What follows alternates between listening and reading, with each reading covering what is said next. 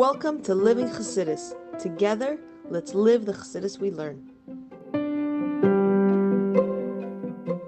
I want to welcome everyone to our finale celebration for this SAI for Elul and Tishrei. SAI stands for Systematic Avodah Initiative.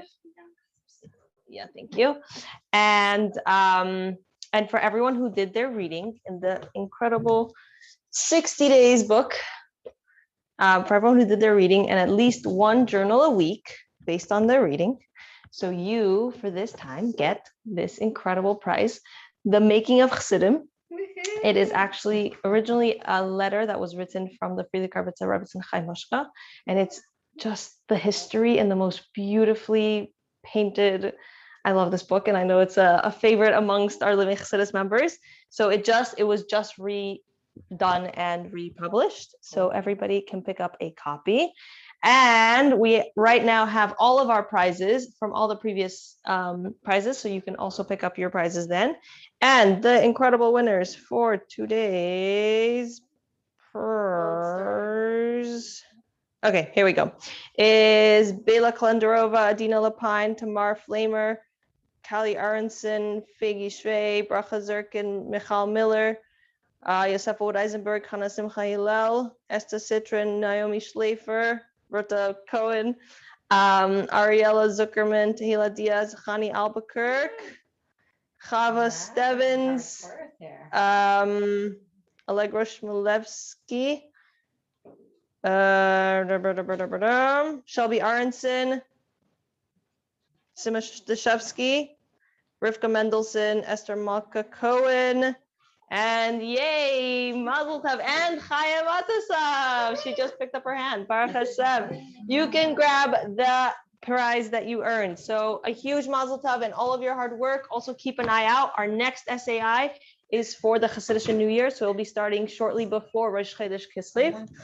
And we are inviting you to join us. The book is actually something that we compiled ourselves here at Living Chassidus, with daily readings and some history about the upcoming Yom Tov. So before Rosh Chodesh Kislev, we will learn about Rosh Chodesh Kislev, and so on and so forth. So keep an eye out on that. And we have more programs between now and then. So please, keep an eye out on Living Chassidus. Now, we have tonight the great zchus of having Mrs. Rochi Pinson. She is joining us. She is one of my favorite authors, designers, cooks, everything all over. And last time she was here, it was a huge hit. So she's joining us again today. All right, ladies. All right. Let's see what we're going to talk about tonight. It's actually Rosh Chodesh. So nice. Yay. I teach a Rosh Chodesh group to a group of women in Israel. So I always do it Rosh Chodesh for them, but it's not yet Rosh Chodesh for me because they do it at their night, my afternoon. So I did. Well, here we are. You don't have to miss it. We're doing it right now. Yeah, we get our own Rosh Chodesh. In Israel. In Israel, I have a group. Yes. I always I see your emails and I always want to join. So that's very sweet. So yay. In person. Here we are. I know the whole Zoom thing. It's not the same. I think I was getting it from before. Oh yeah. When I used to do it before COVID, then those were in person. It was nice. It's nice. Mitzvah Shem. Yeah. Oh, here we are. Happening again. Exactly. Right. Here we are. Baruch Hashem. Okay. So this is an interesting month, right? We're just coming from this craziness of Tishrei. And it's I think my sister just posted, she's like, this is my life. It's either everything is happening, nothing is happening, right? That's the we go from Tishrei where it's your head is spinning and then it's Cheshvan. Okay, now what? It's a very important, it's a very, very important month, I think, to talk about as we go into it. So much potential in this month if we're aware and we're able to be present to the power that we have in the month of Cheshvan, which is a very powerful month, even though coming next to Tishrei, it might feel like less than, but we'll talk about how it actually has in its own way even a greater power in a way. So we were, just in Tishrei, and we all know the words Yaakov halach l'darkei, right? This is the famous words that, okay, hit the road, Jack. That's it. We're done. You did we did the whole high of Tishrei, and now be on your way. But sometimes there's this feeling of okay, but what just happened?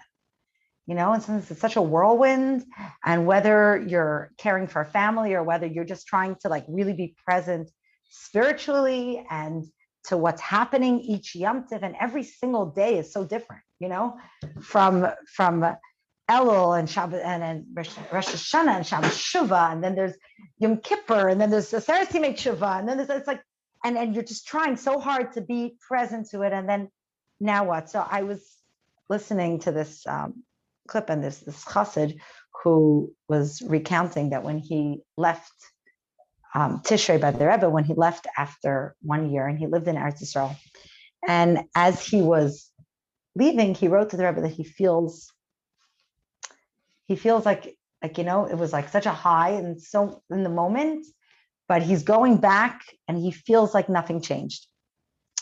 He feels nothing changed. We all know what that feels like. Sometimes you go, you have such a high, you're like, oh my gosh, that moment in Yom Kippur, maybe there's this one moment where you really, really, and you're like, oh, everything is different. And then you're like, but I don't know, I'm the same person, I'm doing the same things, right? And nothing changed. And he felt very down on himself. And the Rebbe shared with him mashal from Frierdiker Rebbe, who said that Tishrei is like when you're going to the Yerid, the fair. Then it was a fair. Now it's I don't know, Amazon Prime Day, maybe. We're you go to the mall and there's so much sensory overload. You don't even know what to look at first, and you're finding so much good stuff. It's one of those lucky shopping days. We all know that sometimes you go and there's nothing, and sometimes you go and you can't take enough stuff.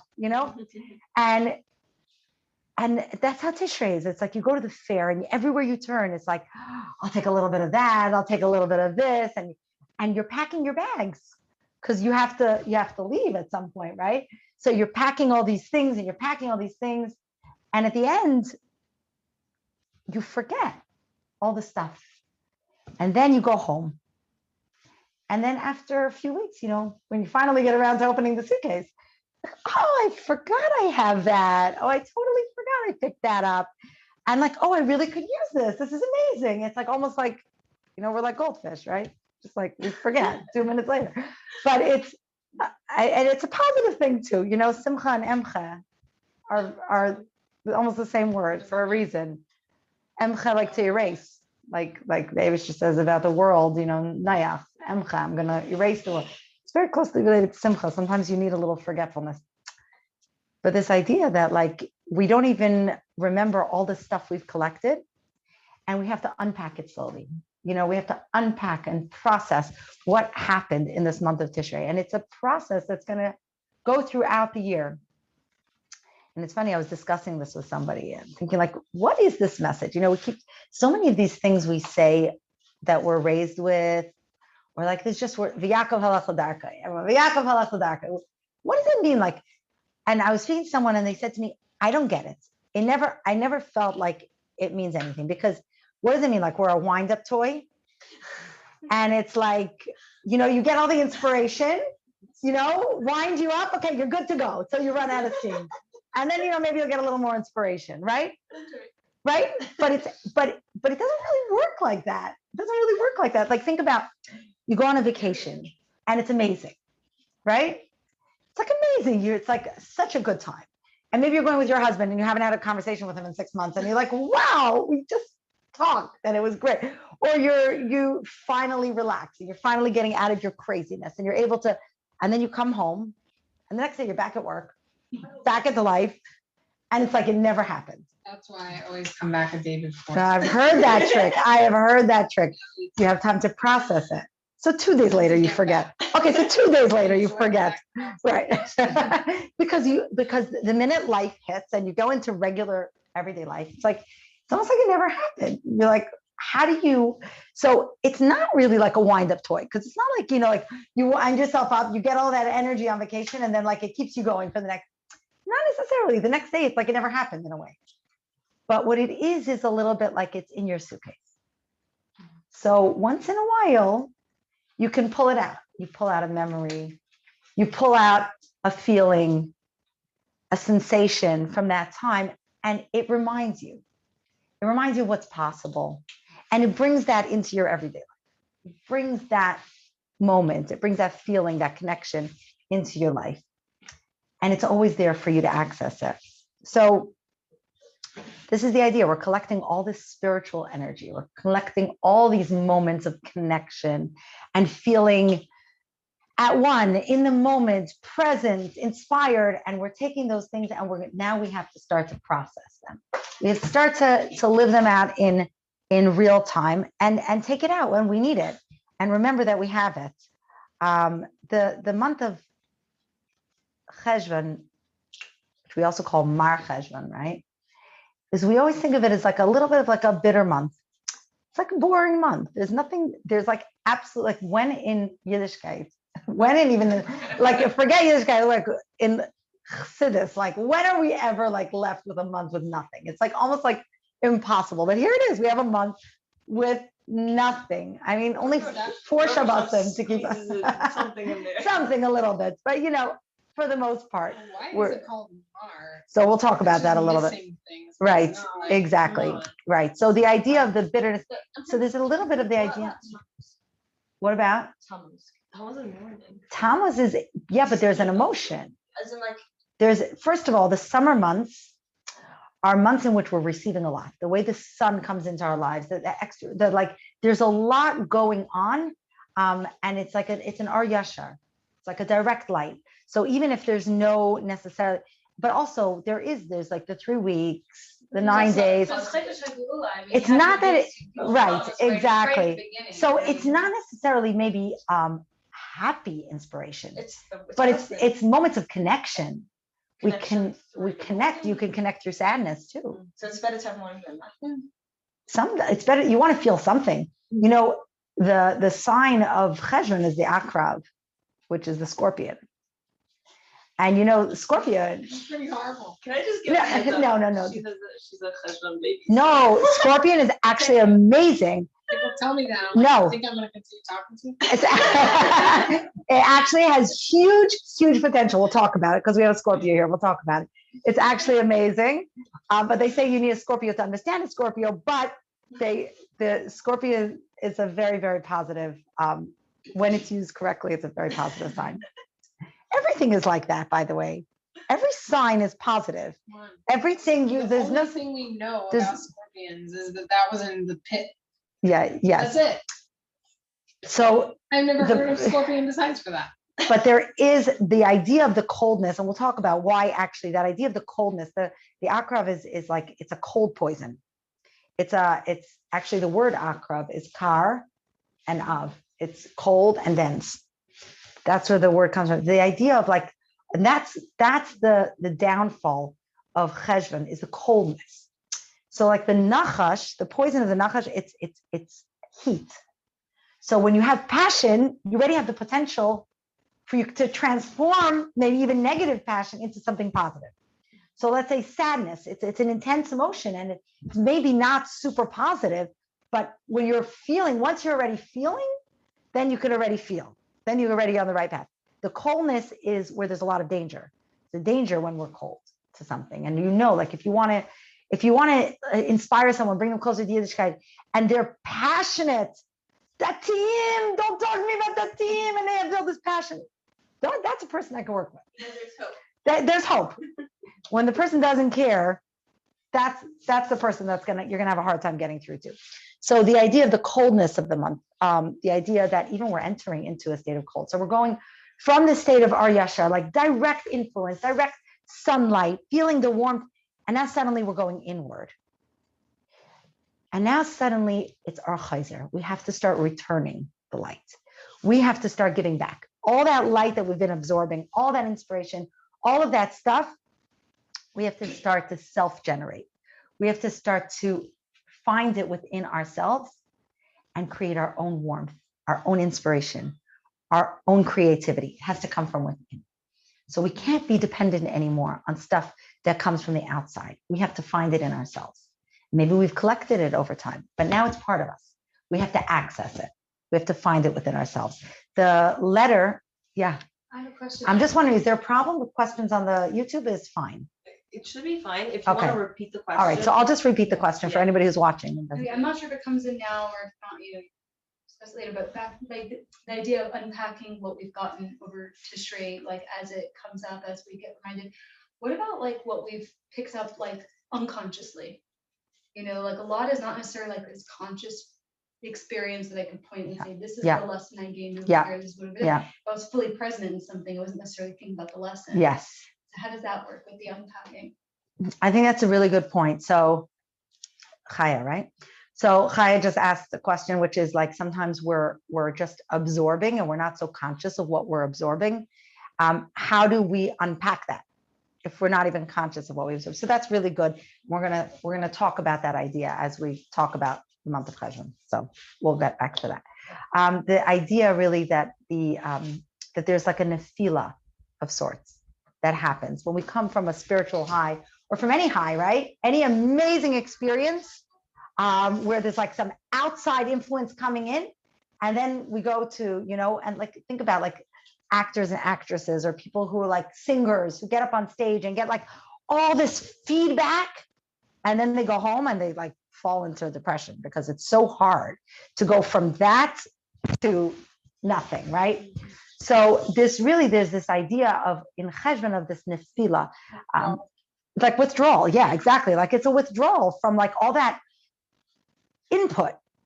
Suddenly, like we have to output, and it's a transition. Every transition is tricky. Every transition time is a time where you have a potential to fall, and you have to gather up your strength, right?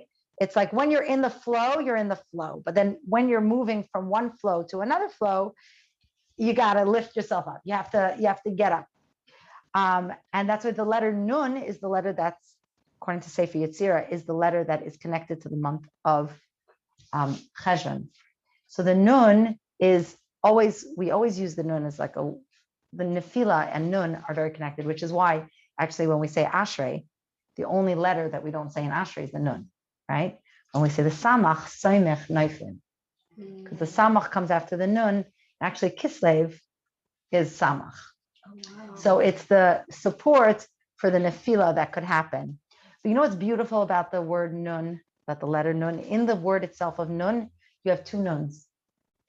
You have the Nun, that's the bent Nun, like the falling, the Nefila, and you have the Langer Nun. You have the final Nun, which is the Nun that rises up. So even within the Nun itself, we have the potential to rise out of it. The Nun itself is the bent and the risen Nun. So the power that we have in the month of Cheshvan, it's not about falling. It's about that power that we have to lift ourselves up after a fall. Because falling is not a problem. Successful people fail much more often than people who never succeed at anything. And on average, I mean, if you look at like someone like Thomas Edison, right? I think he had like 1,000 inventions. I don't know how many, and maybe 1% of his inventions came to light. But that's all that he needed, right? But he had to fall all those times.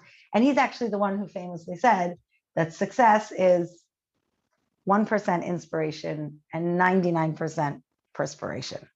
So the idea that inspiration is very nice.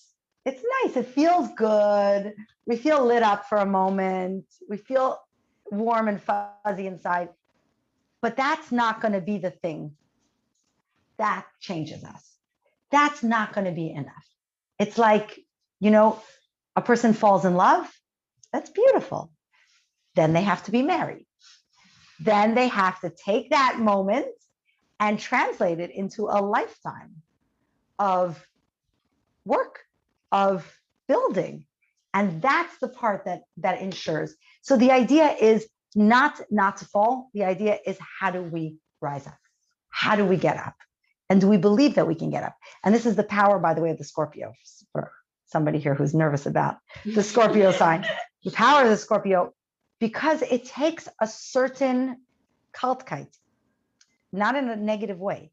It takes a certain gevura to be able to lift yourself up. You know that it's much harder to lift your own weight than to lift somebody else who weighs the same amount as you.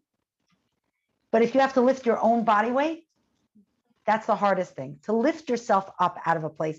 You know, we can help somebody else. You see someone going through a hard time, we can lift them up. It's much easier than when we're in the dumps and we have to lift ourselves, when we can't depend on anybody else and we have to figure it out somewhere in ourselves. Lifting your own weight, that requires tremendous gevura. That requires, and sometimes it requires actually a certain, almost like not to get too emotional, not to get too caught up in Rahmanas for yourself. And, you know, like, no, it's not a time to be, right, to be dispassionate, to be able to look at something from a little bit of a distance, see things as it is and say, get up, enough already. Time to, you know, stop moping around, get up and do what has to be done. That requires a certain strength, a certain, I wouldn't say lack of emotion, but a distance from the emotion. So you don't get too caught up in it. So you're able to actually do something about it. And that's the strength of the month of Cheshvan. We say in Hallel, which we say today and tomorrow, I love 2-day Rosh Chodesh, we say, Ma'ashbais yarim evyain, right? Like lift us up from this place, like we're in the garbage, we're in the dumps, and lift us out of that place. Someone actually told me such a interesting thing that we were talking about Ma'ashbais yarim evyain, like this lashon. So, you know, Noach, which Parshas Noach we read this week, and which is very connected to the month of Cheshvan. The Teva, if you think about it, the bottom level was the garbage. And that's what held everything up. Interesting, right? Everything was floating on the dreck, excuse me. It was all floating on that. So just like, you know, that bottom level of the pile, it's there for a reason, you know? So ma'ashbais yarim evyain, you have to sometimes be in the dumps to know what it feels like to come out of the dumps. And that's a very, very important part of this month. So at the end of, how do we end this whole Tishrei experience, Shmini Atzeres? We go to Shul and we do Birchas Geshem, right? We say Mashiv Haruach Umayrid HaGeshem and we switch gears. And this is like a very important part of the transition from Tishrei into Cheshvan, into the rest of the year. The Baal Shem Tov used to say when he did Mashiv Haruach Umayrid HaGeshem, he used to do like this with his hand. Mashiv Haruach Umayrid HaGeshem. We do that in our class. Do you? I love that. That's beautiful. Yeah, it's beautiful. Mashiv Haruach Umayrid HaGeshem. We give back the Ruach, the Ruchnias. And now it's time for the rain to fall, the Gashmias. We give it back and now bring down the rain. It's like also, you know, if you think about it, Mashiv Haruach, this vapor that we create with our words, our tefillas, that we're planting seeds. It's like we're creating these clouds of tefillas, these energies that we're putting out there. And now we ask that it should come back to us as Geshem. It's like, it's enough. You know, in this week's parsha, Tzei min hateva, right? Noach is told, go out of the teva. And this is a very Chassidish word, Tzei min hateva, go out of the words. Enough talking, enough tefillas, enough words. We've done the work of the Ruchnias. We've poured our souls, we've poured our hearts. We've done that work. Now we want to see. We want to see that turn into Geshem. And we're told that we have the power to make it rain, right? We say it every single day in Shema. We say that Manasati Matar, Be'ita, we're creating the rain through our actions, through our tefillas. We have the power to make it rain. So we have the power. Our tefillas had an incredible power, but we have to remember to believe in ourselves, believe in that power of our tefillas, believe that we actually accomplished something over Tishrei, and not think that it just happened and nothing. You know, we're told that Noach was mikatnei emunah. It's a shocking thing to say. Noach didn't have enough emunah. He was a man of small faith, little faith. It's a very interesting thing to say about Noach. If you think about it, he was told that there's going to be a flood that's going to destroy the whole world. And he should build this ark and bring his whole family inside and lock himself in there. And he trusted, right? I mean, that seems like a lot of emunah to me. He trusted 120 years it took from that message until there was a flood. And he believed. I mean, it sounds like emunah to me, but still we're told he's a mikatnei emunah. And the reason for that is that he didn't believe that he had the power to make a difference. He believed in Hashem's words that Hashem was going to bring a flood and destroy the world and he could protect himself, but he only protected himself and his family. He didn't believe enough in himself to take responsibility for others, to take responsibility for his own power. And he was supposed to come along and do a tikkun for Adam and Chava, because what happened? Adam and Chava, they fell, right? They fell. But falling, like we said, is a normal part of the human condition. This is part of being a human, is that we fall.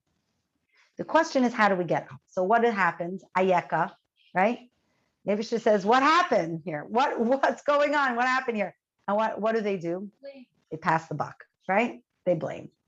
Oh, it's not only blame, the woman you gave me, this amazing gift. It's your fault. This amazing gift you gave me, she's the problem. You know, this was the problem. The problem wasn't that they made the mistake. The problem was that they didn't own up to it, that they didn't take the power that they had to do tshuva, to lift themselves back up, to take responsibility. And Noach came along and he had to do a tikkun for that. But he didn't. He wasn't able to fully do that tikkun. He wasn't able to take responsibility to own his own power. And it finally took another 10 generations until Avraham Avinu came along and took responsibility for all of humanity and said, I know this, I can share this. I have a power to make a difference in this world. And who are we descendants of? We're descendants of Avraham Avinu. So we are ma'aminim, b'nei ma'aminim. We are not mikatnei emunah. We have great emunah.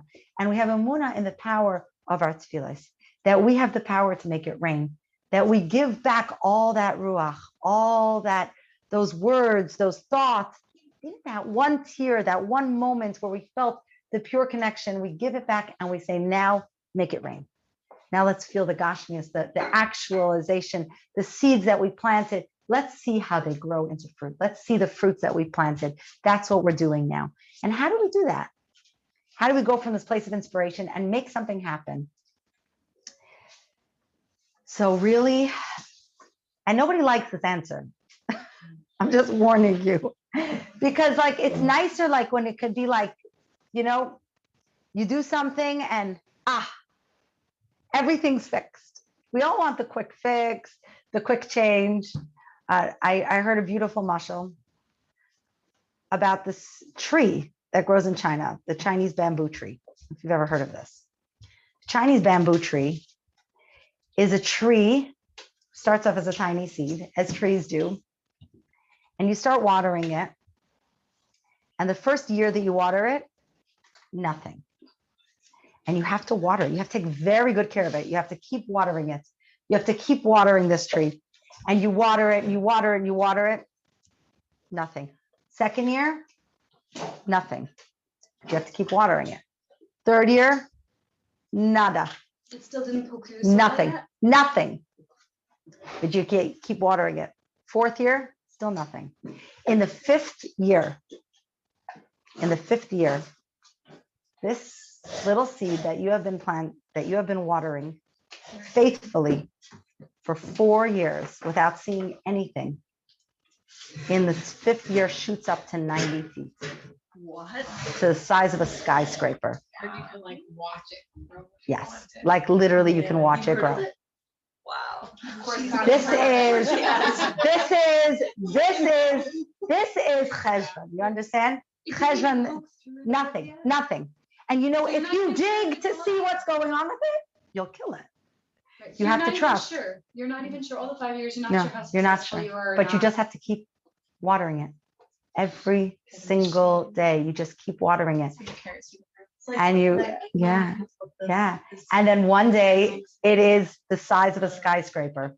But it didn't happen all at once. And this speaks to what you said. And this is what you said, Chaya, what you were asking about.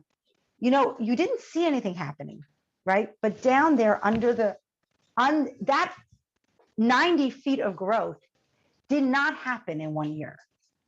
It was the 4 years where this root system was taking hold, where all of this stuff was being absorbed and it was growing and it was preparing. And then suddenly, all of a sudden, we only see it all of a sudden, but it wasn't all of a sudden. It took 4 years of nurturing. So what is the mar of Cheshvan? Yeah, it's like bitter, but mar also means a drop of water. You know that? Like in Tehillim, we say, Hine goyim kemar midli, like the nations are like a drop in the bucket. The word mar comes from the word drop. And this is in the Torah, we're told that this is the Yerech Bull. This is the month of rain, right? This is the month of the Mabul. This is the month of water. This is the month in which we water, in which we nurture. And it's the month in which we watch things grow, but sometimes we don't see it. We don't see it. We still have to keep doing it. The SAI gives a body part to every month. There's a body part that's aligned with that month. And the body part of the month of Cheshvan is the kishkas. The kishkas. It's the gut. And in Hebrew, it's called dakin. Dakin, like dak, like to refine. And what is the work of the kishkas? What does the guts do? It takes the most coarse stuff and it refines it, right? It processes it until it becomes refined. When Noach comes out of the teva, he offers up a carbon and it becomes a reach nichayach. It becomes a beautiful smell.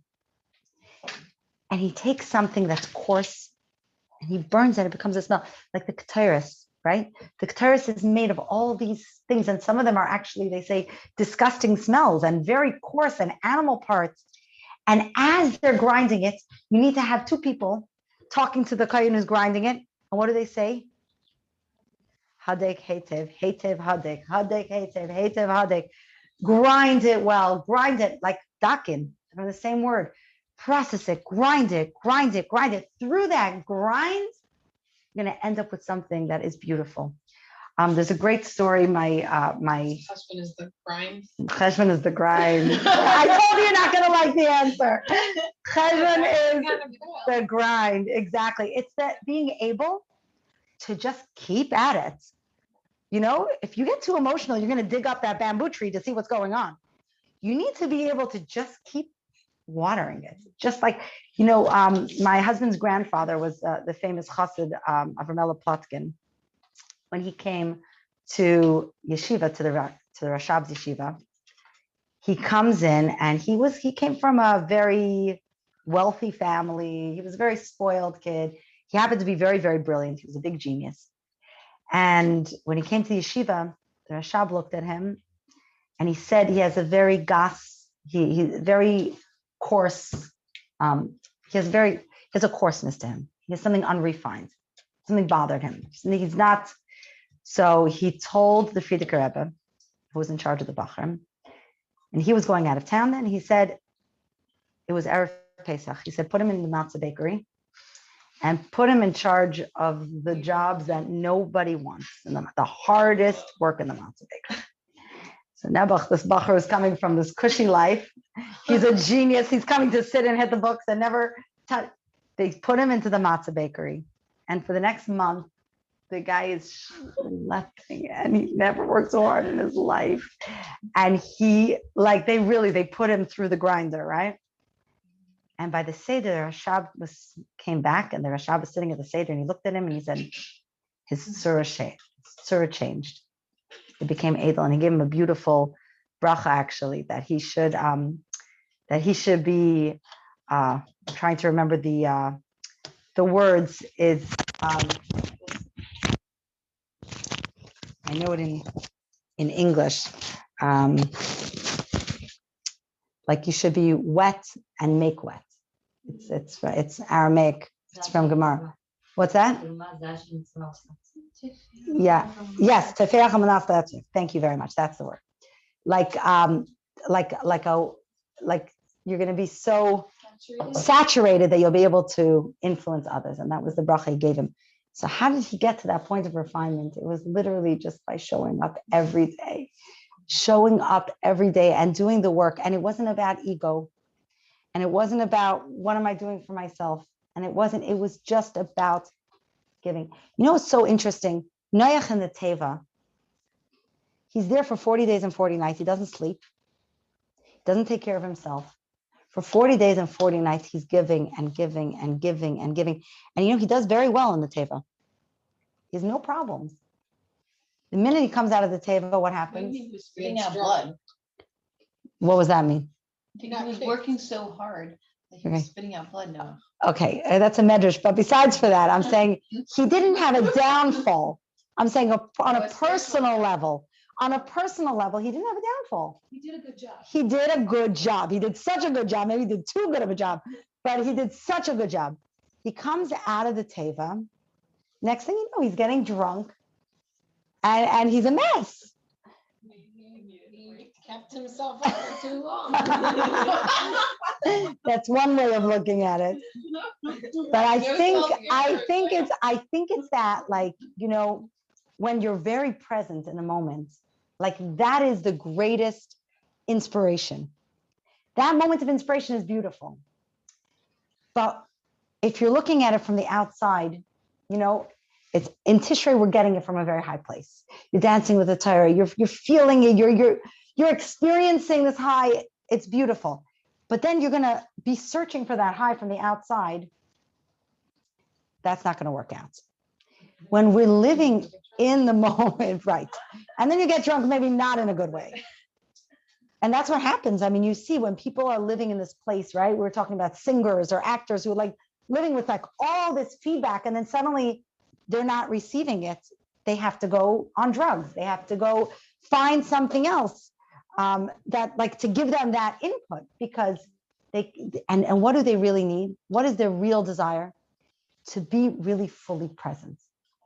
That's when we can really be in the moment, whatever it is we're doing. Whether we're dancing with the Torah, or we're davening Yom Kippur and we're fasting and we feel like we're a malach at that moment, or whether we're literally taking out the garbage again. It's the same thing. We can be in that same high when we're truly, truly present.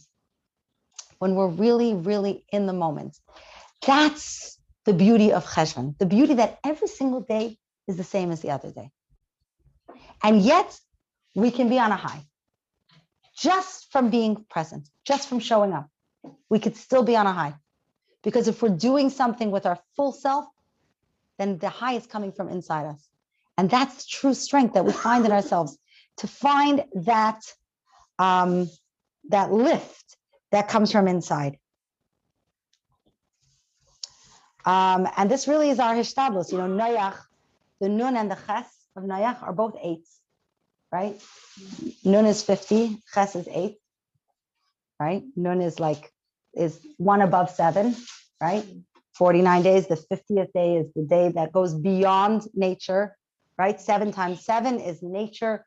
We go to the 8. 8 is always about transcending nature. 8 is about going one step beyond. That's why the bris is on the 8th day. It's our own hishtadlus, right? Hanukkah, the miracle that we create. It's all about bringing ourselves to the table. It's our hishtadlus. And that's what Cheshvan is about.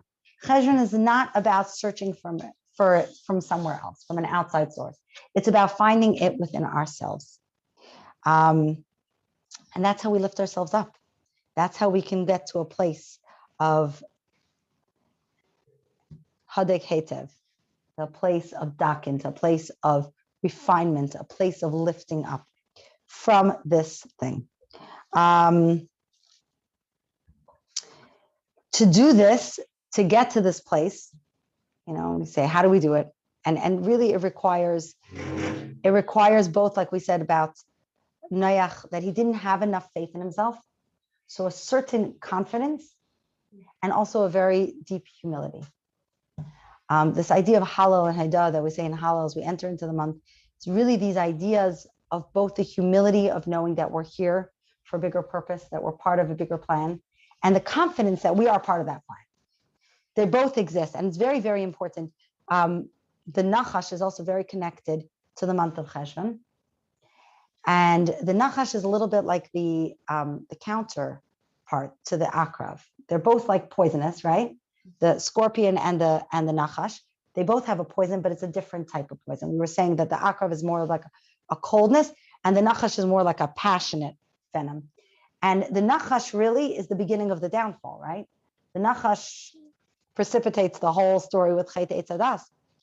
The Nachash is the one who brings it about, but the Nachash is also the same gematria as Mashiach. So really that beginning is the beginning of the lifting.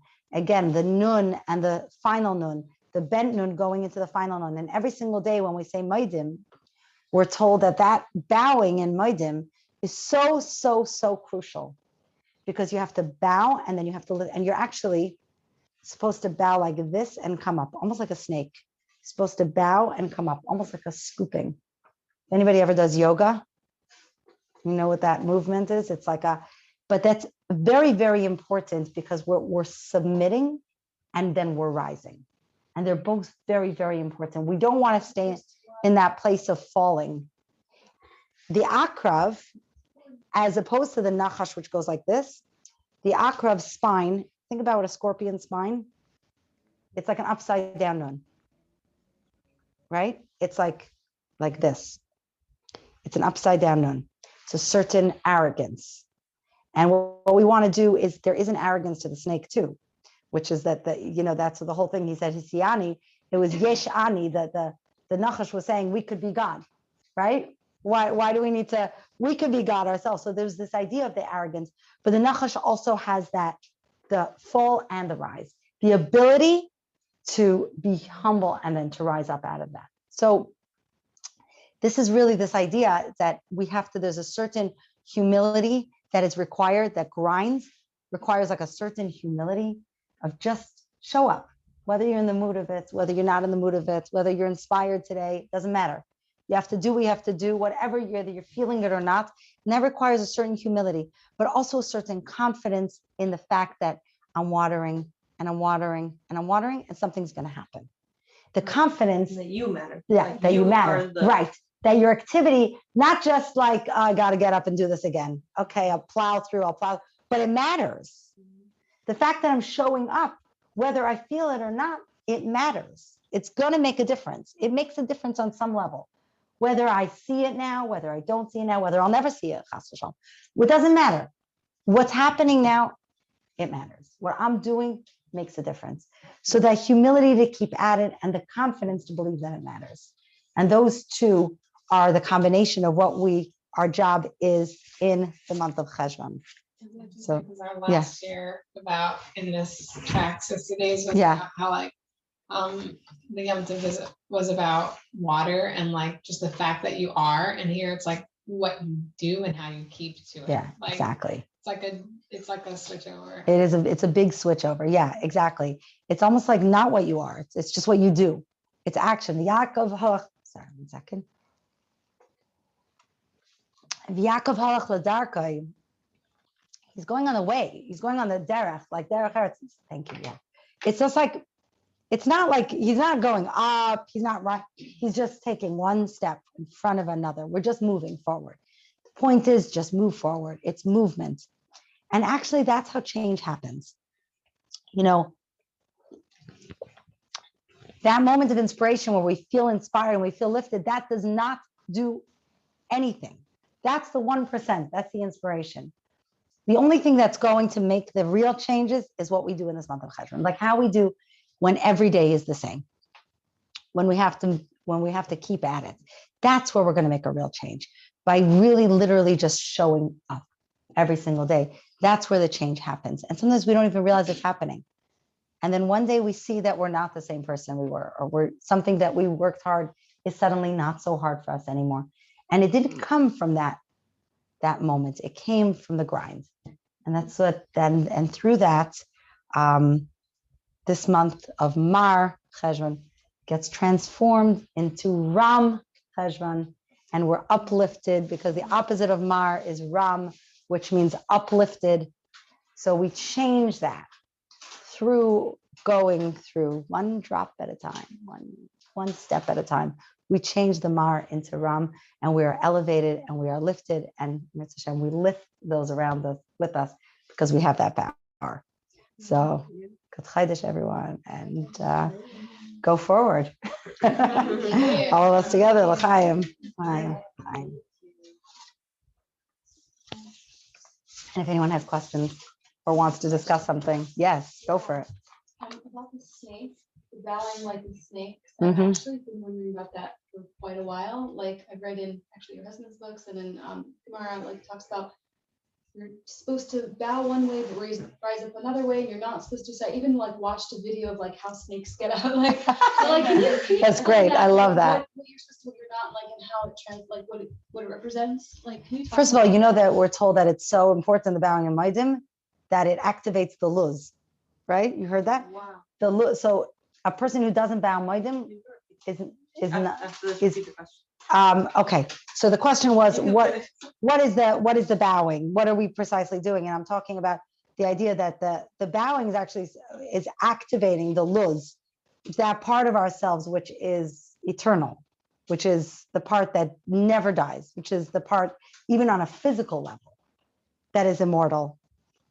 And we need that luz to come back in Tchias HaMesim. So we're told that a person who doesn't bow Maidim won't come back.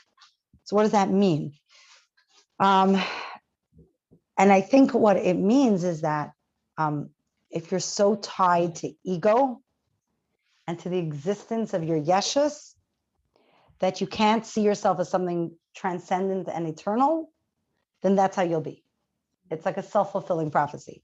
If you don't bow Maidim, which means you think you exist as a yesh, like as a pure yesh, then you're a yesh, and a yesh comes and a yesh goes. But if you can tap into ayin, if you could tap into that, the Mashiach aspect within you, that spark, which is the redemption, the part that's eternal and the part that doesn't die, then there's going to be a part of you that stays eternal. So what is the bowing? The bowing is like it's. And it says something like you're not supposed to bow, like there was something about the snake, like you're not supposed to bow one way, but you are supposed to rise up another way or something. So in other words, when you bow, you're like this. When you rise, you're like this. Like you go from Nachash to Akrav. Right, you're not It's supposed to like get up like the snake or you don't get You're not, or you're So supposed it's to like a get up sword. you don't get up Oh, straight. You don't get up Like straight. this? You right. Exactly like I feel this. like I've seen people when It's like I a was swim. little once and But I feel like like, there's something Yeah. but there's also something Yeah. you're not supposed to do, right? There's a difference between when you bow and when you rise up. Right? You could show us, no? Because like this is like you can show us, no? I mean I'm showing you. I can get down on the floor and do chaturanga for you if you want.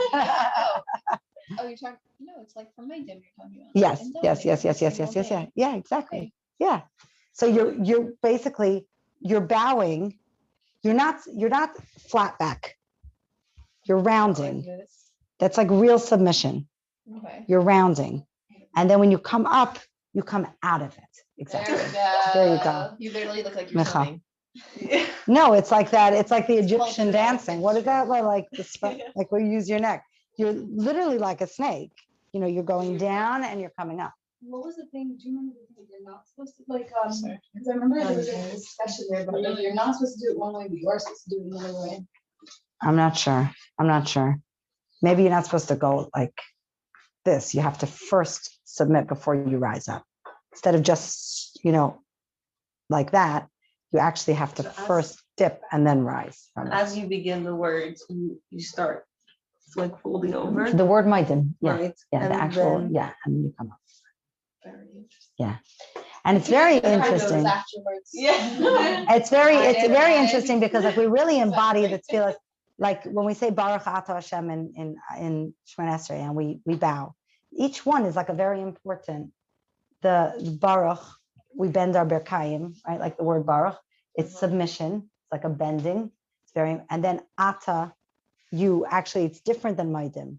Ata is like it's an encounter. So it's like a face to face.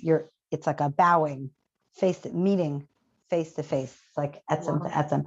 And then when you say Yud Ke Vav Ke, you actually want to be up because you're channeling. So it's like the process of channeling the brachas that we're asking for and channeling all this energy.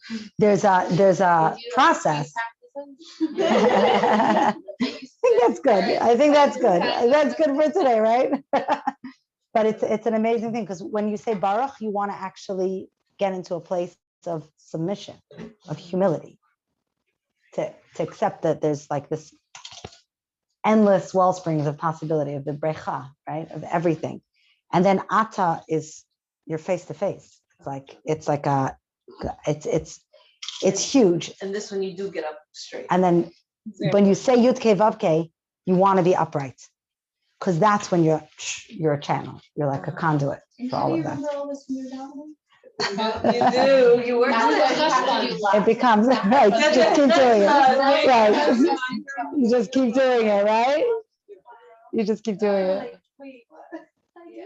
You just keep doing it. Yeah. She's practicing her maidim. I want to see you dominating tomorrow. Yeah. It's very powerful. Yeah, Baruch is bending your knees. Ata is bending forward, a bow. And then Hashem is upright. Oh, you're talking about not Maidim. Yeah, that's the difference. The maidim is Right. Maidim is a different thing. It's Haida'a. And that's very, very important. Like if you see, like the original Nefila, what was the big problem, right? Was the lack of gratitude. This woman that you gave me, she's the problem. You know, how do we have to own up. We have to have this gratitude and Haidah. And it's like also taking responsibility. Like, okay, you gave us these gifts. We have to do something with it. And that's like a very powerful thing. It's not, people think that humility means that you don't own it. You like, I'm nothing. But that's a chilul Hashem, because the Eibusher gave you gifts. And if you don't use them, if you don't use what he gave you, it's like literally you're walking chilul Hashem, God forbid. You're like, the gifts are sometimes like, yeah, but like to really like shine that gift, you need to do it to perfection. No. OMG, perfection. At least for me. Yeah, I think it's like just like Cheshvan, it's just like showing up. It's like that's way more important than perfection. People around you be like, I want some perfect. Drown out the voices. Yes, exactly. And inspiration is not a destination, and that's very important. Don't let perfect be the enemy of good. Yes. But also actually, or the enemy of done. Of what? Of done. Oh. Sometimes, if you're gonna wait till it's perfect, it's just never gonna get done. Mm-hmm. So just get it done. That's already a good start. And something I just heard last night was also like some self-talk is I'm more consistent than my moods. That's good. Wow. Yeah. I mean, I'm hearing that. Yeah. Is a Cheshvan thing. That's a Cheshvan theme. Absolutely. Consistence and persistence. That's Cheshvan. It's like it's about showing. And that requires not being too emotional. You understand where the Scorpio power is? Because if I do something when I feel great, I'm in the mood of it, I'm going to do it. I'm letting my emotions dictate my actions or my behaviors. And we have to transcend that. We have to get past that. We have to be like, I'm going to do it. If I'm in the mood, I'm going to do it. If I'm not in the mood, I'm still going to show up. Is there like, like you have your free time. Some people have it more than others, but like there is this concept of like, hey, so this is good. Like I do better when exercise is in the morning or in the evening. You know what I mean? Right. And then like that particular day comes, you're like, I'm really not in the mood. I could just read a book, or no. It's just like right now, just focus on consistency. Like a different month, you can be like flexible about these things. Is that what it is? Like, I think that through the practice of doing this in Cheshvan, it'll make it easier to access that the whole year. I think like just through doing that consistency, you're going to train yourself to get up and do it, whether you're in the mood of it or not. Yeah. And 40 days, right? We always say 40 days is the trick. So, start Rosh Chodesh Cheshvan and go till 10 Yud Kislev, you're in good shape. 40 days off sugar, you have no addiction. Yeah, there you go. 40 days of anything is like very powerful. So, you know. Okay, and that's like also findable. It's like, okay. Right, 40 exactly. days. 40 days. 40 It days. doesn't have to be perfect for But you. then you Exactly. That's That's the thing. If you get up and you exercise, but it's not the full workout, that's also fine. That's also fine. And if you You miss know- a day out of the 40, you could still continue. And you could still continue, get up and to continue. And if you didn't make it in the morning, you could still do it in the afternoon. And if you know it, you're more tired that day, you do it If you're differently. really tempted to spend a long time on your phone, like, it's okay, we're gonna stay on track. We can just Stay on talk about track. our other Yes, Yeah, it's not as exciting. Yeah. yeah. The other thing is not $1 billion industry. I don't He's know. like, I Yeah. want to get my. You know, I just heard- Really I excited. just heard such a crazy thing. They did this study with teenagers. They put them in a room with nothing, like 4 walls, no stimulus, but a bunch of teenagers together. And they took away their phones. Oh, thank God. Okay, wait. And then they had 20 minutes with nothing. But there was one thing in the room, which was something you could shock yourself. You can give yourself electric shock.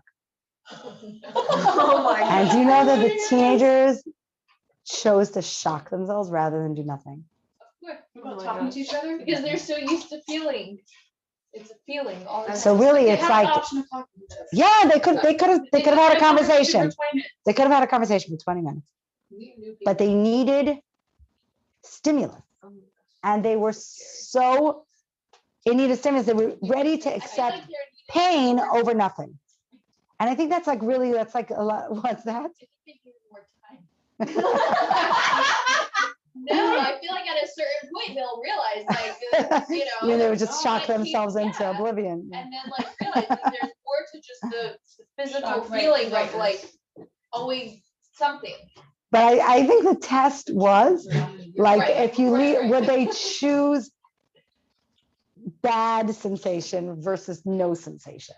Or just And- normal sensation. Yeah, like being Right, Right, right. No outer input. But that's really, I mean, it's like, yeah. No, everyone together. Yeah.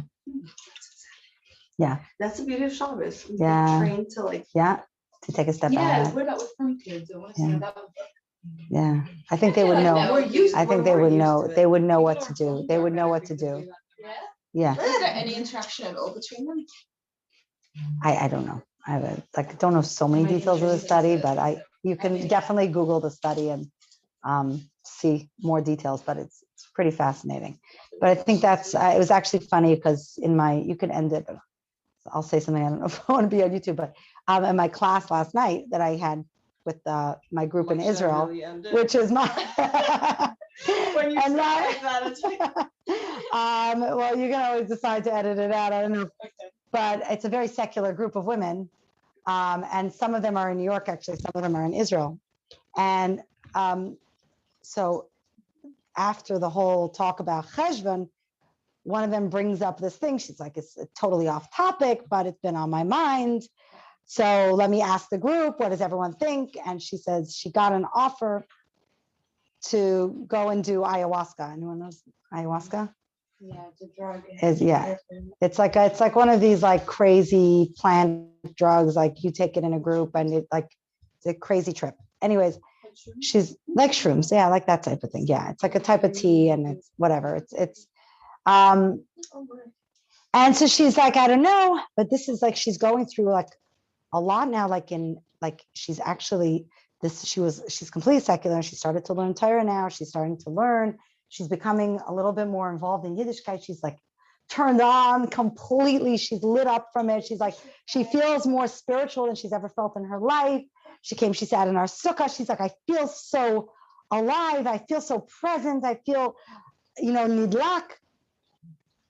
And now at the same time, I'm getting this invitation to do this ayahuasca. And I don't know, like, should I do it? Do I need it? And it was very interesting, like the reactions from like the people in the group, because, there's this one woman in the group who's like a complete junkie for every type of outer, she goes to every festival, every burn, Burning Man, mid-burn, this burn. She's like she's a junkie for that high. And she was like, no, you don't understand. You have to do this. It's going to blow you away. And then there's like, but the conversation was like very interesting. Everybody's different opinions. And then I realized, like, as we're going on, and I was like, actually, it's actually not off topic at all. This is exactly That's a good teacher. on the topic of Cheshvan, because this is exactly what Cheshvan is about. Like, do we need that outside stimulus? Do we need to take something to make us feel? Or do we have it inside us? Like, can we just access that from what we have within? So it wasn't actually off topic. And it was a very good, she made a decision. She wasn't going to do it. So it was an interesting like decision that she came to it from a very positive place of like, I'm actually able to generate this on my own right now. I'm feeling very spiritual. I'm feeling very in tune. I'm feeling aware and present. Why would I need to look from the outside? And so I think that was a very good message for the month of Cheshvan, not that anyone here is considering, going that ayahuasca or whatever. But now that I've let you know about it, maybe but I think that the answer is that, we have the Torah, we have Chassidus, and we have so much that we can access that we don't need to be searching for it from an outside source. To go deep and to let it come Yes. from within rather than looking for Yes, the easy. that's where the courage, exactly. It takes a lot of gevurah, it takes a lot of strength. So that's it. This is a very strong month. It really does. It takes a lot of strength to just to believe that you have it inside you and you don't need to look elsewhere for it. And it's not just in terms of the Yom Tovim, or in terms of, it's like what you're getting from, are you getting this from other people? Are you getting approval? Are you getting encouragement? Are people saying, good job, you're doing great? That doesn't always happen. And we need to be able to persevere without that. We need to have that enough in ourselves that we can keep going and give ourselves the positive feedback that, Be our own fan. be our own best fan. Exactly. So, that's recognizing your own power. All right. Well, you really Thank did. you. Pleasure. Thank you for having me here.